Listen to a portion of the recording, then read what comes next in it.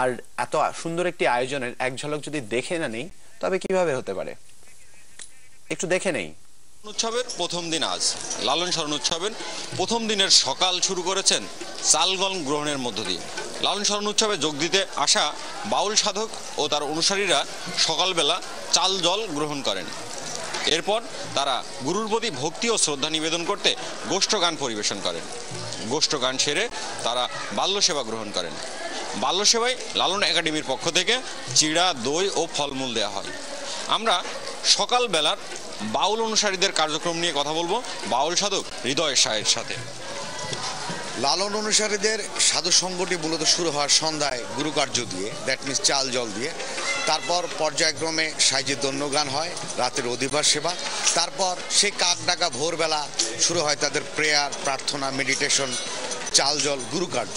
গুরুকার্যটি শেষ হওয়ার পরেই শুরু করে তারা গোষ্ঠের গান। এই গোষ্ঠের গানটি শুধুমাত্রই এই সাধুসঙ্গ দেখা যায়, মূলত সচরাচর এটি দেখা যায় না।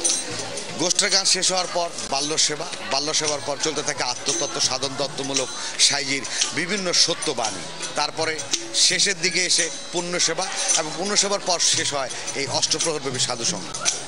যেমনটি বলছিলেন বাউল সাধক হৃদয় শাহ, এই বাল্য সেবা শেষের পর ফকিররা তাদের নিজস্ব ঘরানায় গোল হয়ে বসে শুরু করেন আত্মতত্ত্ব আলোচনা। সেই আলোচনায় উঠে আসেন কিভাবে গুরু তার শিষ্যকে ভক্তি জানাবেন এবং খুঁজে ফিরবেন স্রষ্টাকে।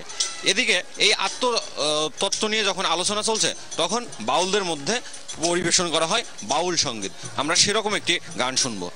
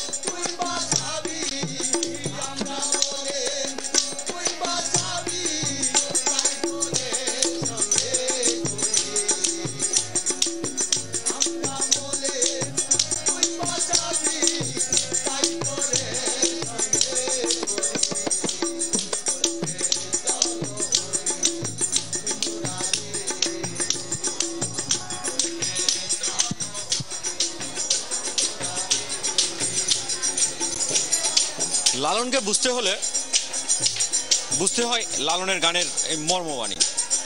লালনের এই গান সকাল থেকে শুরু হয়ে চলবে মধ্যরাত পর্যন্ত, আর এই গানের মধ্যে উঠে আসবে লালনের সকল কিছু।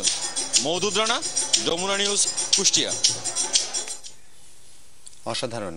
এই খাঁচার ভিতর অচিন পাখির সন্ধান করেছিলেন সাধক লালন সাঁইজি, এবং তার যেই লালন মেলা চলছে অসাধারণ একটি জায়গা।